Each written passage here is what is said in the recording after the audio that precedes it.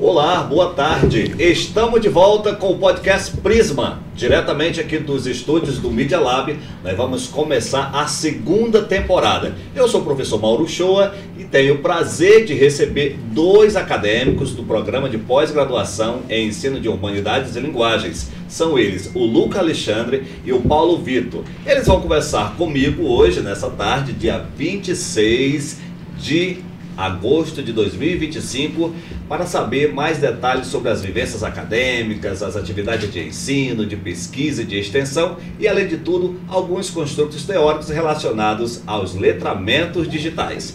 Olá, eu estou aqui então recebendo esses dois acadêmicos, o Lucas e o Paulo. Sejam bem-vindos, é um prazer recebê-los, vocês como acadêmico do nosso curso de mestrado. Esse espaço que a gente criou para dialogar, para conversar, nós já gravamos aqui no Prisma Podcast em torno de mais ou menos, meninos, sendo bem preciso, 30 podcasts, 30 exemplares do podcast Prisma. E aí estão todos no ar, estão todos no canal do Céu e Pepel, onde nossa comunidade acadêmica pode acessar a qualquer momento. Esses exemplares do podcast ficam on demand, e aí os nossos assinantes, eu diria assim, né, quem acompanha o canal do Céu e Pepel, o Céu é o Centro de Educação e Letras e o Pepel, como você já conhece, é o PPEHL, né, que é a nossa sigla para o nosso programa de pós-graduação. Então, assim, ter vocês aqui hoje é muito bom, porque é um diálogo que a gente vai começar a fazer com mais intensidade com os discentes do programa. A gente já trouxe aqui alguns discentes lá do PEPEL e conversamos com o grupo, integrante de grupo de pesquisa. Geralmente quando vai ter eventos, sempre vem. Então, para você que está aí acompanhando o nosso canal, quiser visitar as conversas, revisitar as entrevistas, os bate-papos que nós já realizamos aqui no estúdio do Media Lab, fica à vontade, tá? Se ainda não se inscreveu, manda o link para os colegas, se inscreve também, para a gente ter cada vez mais aumentar a difusão das ações que acontecem no âmbito do ensino, da pesquisa, da extensão da Universidade Federal do Acre. Esse é o propósito, então, principal desse espaço. Tudo bem? Tudo bem. Boa tarde. Boa tarde, professor. Eu sou o Lucas. Eu queria iniciar primeiramente agradecendo a oportunidade de estar aqui, desfrutar desse espaço tão tecnológico, já que a gente vem abordar sobre as tecnologias digitais, né? É um prazer e vamos dar o nosso melhor, né? Com certeza, Lucas. Conversa produtiva. Vamos aproveitar essa tarde para fazer uma conversa bem interessante. E o seu colega também, vamos dar a palavra para ele. É isso aí, eu me chamo Paulo Vitor, também sou discente do programa de pós-graduação aqui na UFAC, né, no PEPEL. E para mim também é um motivo de muita alegria e satisfação também tê-lo conosco nessa abordagem teórica, né, que muito se desenvolveu ao longo dos anos, né, que é essa prática midiática, né? E outro lugar não seria o local exato a não ser este, né, o Media Lab, que fornece grande aparato tecnológico, né, que nos traz essa segurança, que nos traz toda essa abordagem rica mesmo na nossa temática, né? E mais uma vez obrigado, né? E quero né, adiantar a respeito da nossa temática, que será abordada a respeito do letramento da inteligência artificial, né, que será uma abordagem que será mencionada pelo próprio professor, né? E também gostaríamos de conhecer um pouco mais, né, para estar divulgando nossos produtos aqui, que é o Media Lab, né, da Universidade Pública de Cruzeiro do Sul. E, a princípio, professor, dando já início à nossa conversa, eu gostaria de uma fala sua a respeito do letramento, né, de um artigo que já foi de antemão, previamente estabelecido ao senhor, a respeito do letramento na era digital da inteligência artificial, né? Que no caso vivemos nesse mundo já tecnológico, né? E ele vem trazendo seus benefícios em cima disso, né? Não só para a educação, mas também como um todo, né? Mas a nossa temática ela está voltada mais a essa questão da educação, pois ela reflete muito, né, no nosso cenário atual, e isso, né, fornece cada vez mais leitores e capacitados nessas tecnologias, digamos assim, né? Eu gostaria de ouvir do senhor a respeito da sua compreensão, do seu conhecimento a respeito do letramento na era digital. Então, muito bom, Paulo, essa pergunta que você me faz, porque eu iniciei a minha pós-graduação em 2005, no nível de especialização, pesquisando letramentos digitais na escola básica. Eu realizei um projeto na escola Professor Flodoardo Cabral, em que a gente fez os primeiros passos ali, que eu comecei a tentar compreender teoricamente o que era esse letramento digital, né?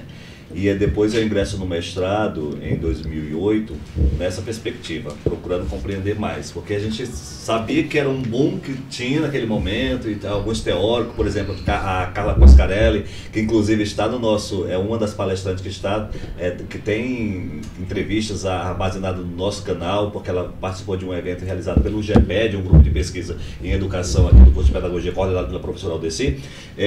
A Carla Coscarelli veio falar sobre letramento digital aqui na região.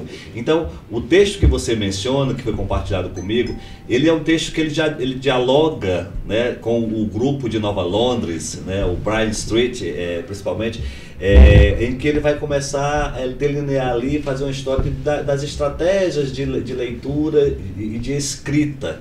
Então, esse texto ele começa a fazer essa discussão, mostrando desde os primórdios até chegar você sabe que com o desenvolvimento das novas tecnologias, novas práticas de leitura e de escrita vão se apresentando, né? O que a gente chama de novas práticas de linguagem vão se impondo. Então, eu digo assim, a pergunta que você faz é interessante para a gente começar a refletir teoricamente, para a gente saber se não é de hoje que essa discussão está posta, né? O Bryan Street vem mostrando que, nesse artigo que você menciona especificamente, que está inserido em um contexto sócio-histórico e que ao passo que as tecnologias vão se desenvolvendo, novas estratégias de uso dessas tecnologias vão alterando também as práticas de leitura e de escrita, tá? Então veja, estou inserido nessa, para a gente chegar hoje aqui e ter um espaço como esse, em que a gente vê na prática o uso de alguma das tecnologias, né? Porque quando você fala em tecnologia, quando você fala nelas, você tem que saber que tecnologia é todo o instrumento que é desenvolvido para atingir um determinado propósito e realizado pelo homem. Então, tudo isso é tecnologias. Mas quando você menciona as tecnologias digitais, para chegar nelas, aí você precisa compreender um pouco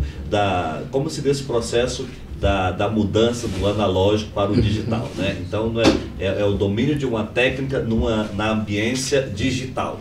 Então, isso é interessante refletir sobre isso, porque isso exige novas estratégias de interação, impõe novas estratégias de interação, porque é o uso de um recurso recente, né, um recurso novo.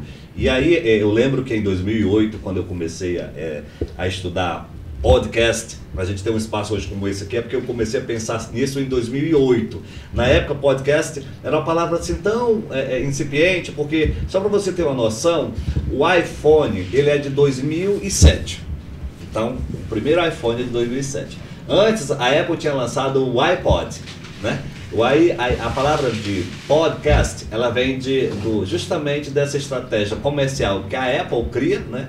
No início dos anos 2000, chegando em 2007, ela vai lançar o iPhone, que já absorve, que era iPod e tudo mais, mas ela já começou a financiar algumas práticas de uso de linguagens nas ambiências digitais, justamente para promover o seu equipamentozinho chamado iPod. E aí nós tínhamos em 2008 a palavra podcast, que era esse ato de você usar, né, de você trazer para o ambiente digitais práticas de leitura e de escrita que a gente já fazia no modelo analógico, como por exemplo no rádio, na TV, um programa de TV, uma gravação do estúdio qualquer com a finalidade de ir para a TV ou para o rádio, né? E isso aí foi, a Apple começou a jogar naquele iPodzinho e aí criou uma nova prática, justamente porque tinha uma tecnologia que oportunizava isso. Então eu começo a estudar o podcast, e aí já virou a palavra iPod, né, que é o instrumentozinho da Apple mesmo, junto com o verbo broadcast, que em inglês significa transmissão, tá? E aí você vai transmissão de áudio e vídeo, tá? E é isso, simplesmente. Aí, mas só que já em 2008, o dicionário da Oxford colocava essa como a palavra do ano. Foi a palavra do ano do Oxford Dictionary, 2008. podcast. E eu comecei lá, já estava no mestrado e entrei com projetos justamente falando de letramento, os novos letramentos, né? Mas naquela época os gêneros mais famosos, os gêneros digitais, das ambiências digitais mais famosos era o quê? Era o fórum de discussão, era o chat, né? O e-mail, né? Os hipertextos, esses eram os principais. E aí a gente começou a estudar isso em 2008, fizemos algumas publicações lá até então. Para ter um espaço como esse hoje aqui, para a gente praticar e fazer essas interações como podcast, demorou um pouco, porque você não dominar a teoria, mas também a parte prática precisava de mais recursos financeiros, e hoje a universidade disponibiliza para a gente aqui no Campus Floresta um espaço como esse que oportuniza diversas interações. E os autores que você destaca no texto de vocês, que a gente está discutindo sobre letramento, ele faz justamente essa discussão. As estratégias os usos, né, de tecnologias para leitura e escrita no espaço digital. E aí, Lucas? Certo. Professor, quando a gente fala em tecnologia aplicada ao ensino, a gente vê que a UFAC, na nossa região, já está bem à frente por obter esse espaço mais tecnológico, onde oportuniza alunos a participar, a fazer o bom uso. Esse uso dessa sala, onde a gente dá o nome de Media Lab, ela é restrita só a alunos da universidade ou de modo geral?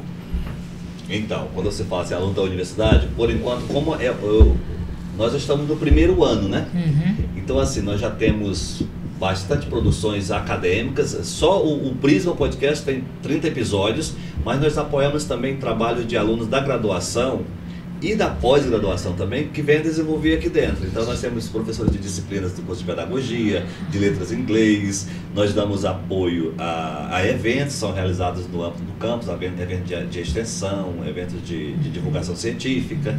Então os alunos se apossam desse espaço justamente para conhecer como as tecnologias desse ambiente e usá-los justamente para promover o quê? Promover leitura, promover novas possibilidades de escrita. A ideia é essa, né? Que você, para você fazer um podcast, por exemplo, você senta, você lê sobre o assunto, você propõe o gênero roteiro, tem que ser elaborado previamente. Então, as estratégias de leitura, as práticas de leitura e escritas estão presentes sempre. Então, é preciso que haver, né, esse cuidado né? A gente não pode chegar e ligar a câmera e simplesmente começar a falar, né? Tem que ter todo um roteiro, tudo roteirizado, porque Sim. Senão fica muito aleatório. E o que eu acho, assim, que cada vez mais essas tecnologias estão possibilitando o aluno ter acesso a produzir. Então, no que ele produz, ele precisa ler, ele precisa, né? E essa produção se dá através de uma escrita, através da oralidade, e eu acho que acaba estimulando essas práticas. Sim. E como que o laboratório, o Media Lab, ele divulga suas atividades? E como que o aluno tem a oportunidade de vir aqui, fazer um agendamento, é necessário? Ou participação em workshop, não sei se dispõe? Então, é uma pergunta interessante, porque a gente, Lucas, a gente tem esse espaço, ele foi patrocinado especialmente pelo programa, pela ação de extensão na pós-graduação. É um programa que a CAPES patrocina os programas de pós-graduação que existem. Então, nós temos um programa que é o programa o mestrado em ensino, destinou o recurso, abriu o edital e nós entramos, concorremos e ganhamos. Então a gente conseguiu comprar aqui os aparelhos mínimos para começar a executar e aí nós estamos experimentando isso, né? Fazendo esse diálogo entre a pós-graduação e a graduação. E aí esse edital oportunizou a contratação, você concede bolsas para o Media Lab, e o Media Lab tem uma equipe, né? Nós temos uma equipe por trás das câmeras, então, que ajuda, elas agendam, eles têm um sistema de agendamento, nós temos aqui na porta um QR Code, quem chega acessa, quem não entra e acessa o sistema que nós criamos para atender toda a demanda. Então a gente já atendeu aqui alunos da graduação, de quase todos os cursos, né? Não vou colocar todos, porque não tenho esse dado aqui agora, mas a gente já atendeu atende alunos da graduação, da pós-graduação, e agora ampliando mais. Vocês vindo lá da pós-graduação para vir aqui conversar comigo sobre isso é importante para conhecer essas tecnologias que nós temos disponíveis aqui e quais possibilidades de ações nós poderemos resolver a partir do que nós temos disponibilizados aqui, já adquiridos pela nossa universidade. Sim. Com o crescimento do laboratório, a gente entende que há necessidade de expandir, porque com certeza a procura só vem a crescer, né? E de que vocês pretendem expandir esse laboratório, incorporar novas tecnologias que atendam a uma comunidade maior ou não? Então, a pós-graduação, ela tem auxiliado muito, né, os editais de fomento, a pesquisa, tem ajudado muito e cada vez mais solicitando que a gente desenvolva nossas ações, saindo do âmbito da pós-graduação e vá também até a graduação, até a escola básica. Nós temos uma política pública interna de fazer atividades. Nós já fizemos ações aqui que traz alunos da escola básica, alunos da escola do Henrique Ruth, já veio gente das escolas de ensino médio de Rodrigues Alves, né, durante a jornada das profissões, que é um evento que a universidade realiza, ligado à Pró-Reitoria de Graduação, a Prograde, vem os alunos da escola básica visitar os laboratórios e nós já recebemos aqui vários alunos que ficam encantados, sentam nas cadeiras, gravam, fazem né, prévias de postagens, enfim. Então, assim, a gente pretende ir para além disso. A gente quer utilizar esse ambiente para oportunizar novas estratégias de leitura e de escrita, né, a partir dessa ambiência digital, porque tudo que é produzido aqui a gente disponibiliza no nosso canal do CEL e PEPEL. Certo. A gente entende a importância e a necessidade de haver um espaço desse como dentro da universidade, né? Hoje o mundo se faz mais tecnológico a cada dia. E a necessidade, o uso dessa tecnologia parte até mesmo do uso de celular, né? Então eu acho que o senhor foi bem claro quanto aos questionamentos a respeito do Media Lab. Paulo, tem alguma pergunta? E de maneira geral, assim, né? O letramento, voltando ao artigo, né? Tem toda aquela questão de manuseio, de saber lidar com a tecnologia, né? Capaz de, assim, tornar mais compreensível essa lógica de trazer mais para próximo do indivíduo, essa tecnologia cada vez mais assistida, né? Pois a gente vê uma educação cada vez mais evoluída, né? Trazendo uma sistematização assim de tecnologia, de outros métodos de ensino, né? Cada vez mais inserindo esse método digital nas práticas de ensino. E o Media Lab aqui, ele colabora bastante, né? Pela entrevista, pelas questões levantadas aqui agora, a gente consegue perceber que o Media Lab, ele atende essa demanda de forma assertiva e que procura beneficiar não só os acadêmicos de graduação, mas como os de pós-graduação também, né? Que para nós hoje é um prazer imenso mesmo em estar aqui juntamente com o senhor, pois realmente isso reflete muito nessa evolução, né, do que se trata a própria tecnologia. Tem mais algum? Nesse tópico que você menciona, eu gostaria de ressaltar o seguinte.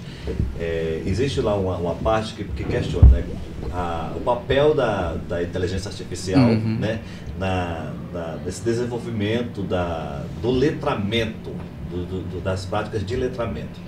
Então, eu queria aqui dizer para vocês que na minha leitura, nas minhas impressões relacionadas ao tópico, como que isso já está alterando algumas práticas, né? Aqui no Media Lab a gente acessa esses recursos, né, da inteligência artificial para auxiliar na promoção, na produção dos roteiros, né? Para auxiliar para a gente fazer uma postagem de um exemplar de podcast, depois que ele é produzido, passa por toda uma técnica de processamento, né, de elaboração, estratégias mesmo de leitura e de escrita, típica desse gênero que é a prática de postar áudio e vídeo da internet. Então eu vejo assim, ao fazer isso, a inteligência artificial, né, você usá-la, você vai desenvolver outros letramentos. Porque nós temos, cada vez mais, é muito rápido as transformações que se dão nesse ambiente. Novos gêneros das ambiências digitais emergindo, surgindo. Por exemplo, nós estamos vendo agora dentro da inteligência artificial, né, da IA, nós vamos ver ali os gêneros prompt de comando, né, o que demanda uma certa estratégia do usuário de saber fazer as solicitações necessárias, né? Porque eu não vejo nenhum problema em uso de tecnologia quando você usa de maneira racional e para melhorar o seu desenvolvimento daquela ação daquela ação social que você faz, né? daquele serviço que você presta. Então, se você faz isso com ética, com profissionalismo, com responsabilidade, você pode usar isso a seu favor. Então, como que se dá? Saber, né, como dizem os autores do texto, é saber observar os contextos de atuação, para onde que ele vai ser usado, qual é o propósito, e saber que comando você está dando, ter consciente disso, e esse gênero próprio de comando, que é o espaço onde a IA faz acontecer, né, onde ela fornece as informações que você solicita, essas informações são dadas de acordo com as perguntas que você faz, com os comandos que você faz. E para você fazer os comandos certos, você precisa, né, estar por dentro das temáticas, você precisa saber que aquela temática, o que pode ser dito, o que não pode ser dito, ou dito e não dito, né? Onde você vai usar o resultado daquela interação que você está fazendo com a inteligência artificial. Então tudo isso demanda novos letramentos, novas estratégias, adequação aos contextos. Então eu penso que por aí, acho que a escola mais do que nunca precisa preparar os aprendizes, né, para esse mundo que está sendo gerido em algumas instâncias já, em algumas esferas da atividade humana por essas tecnologias. Precisa formar os alunos com que eles sejam conscientes, saber usar, saber, né, empregar, para não saber diferenciar. Quando eu estou começando a usar e observando os padrões de linguagem.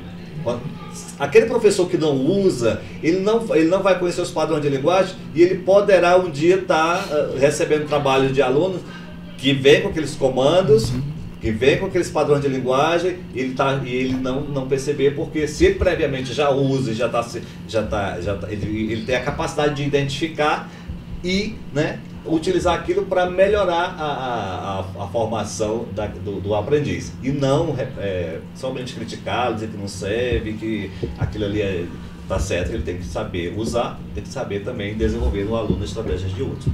Perfeito, professor. Então, a nossa sessão seria esta, né? Uma questão curta mesmo, apenas debater a respeito desse letramento digital, né? Na utilização da IA. E eu quero agradecer mais uma vez ao senhor pela sua disponibilidade, né? Pela sua compreensão perante a nossa necessidade também, né? Devido a essa articulação dentro do programa, né? Que requer bastante esse diálogo, né? Entre professor e discente ali, para a gente estar colaborando cada vez mais para o nosso desenvolvimento dentro do programa, né? Mais uma vez, muito obrigado. Professor, só estar contigo aqui hoje é um enriquecimento de conhecimento. Saber que o senhor tem um domínio e tem a ensinar no seu papel de professor, a gente como papel de aluno, né? A gente é muito grato pela oportunidade de estar aqui, pela oportunidade de tempo que tu teve com a gente. Então, só tenho a agradecer. O nosso objetivo foi alcançado. Com certeza. E ter acesso a informações. Vocês tiraram de letra, fizeram muito bem. Vou até convidar mais vezes para fazer com outros professores, né? Porque eu vejo nascer aí uma dupla de hosters para outros exemplares, tá? Então foi muito bom essa conversa, de receber 2 alunos lá do programa de pós-graduação em ensino de humanidades e linguagem. E estar aqui, deve o meu abraço para a professora Dacinete, que é uma professora também muito engajada com as questões do letramento, dos novos letramentos. E isso é importante para a academia, isso é importante para a nossa formação. Principalmente nós somos professores de formação sempre, né? Sim. Muito obrigado, tá? Por muito obrigado. Começaram comigo hoje aqui. Obrigado. Tchau, obrigado.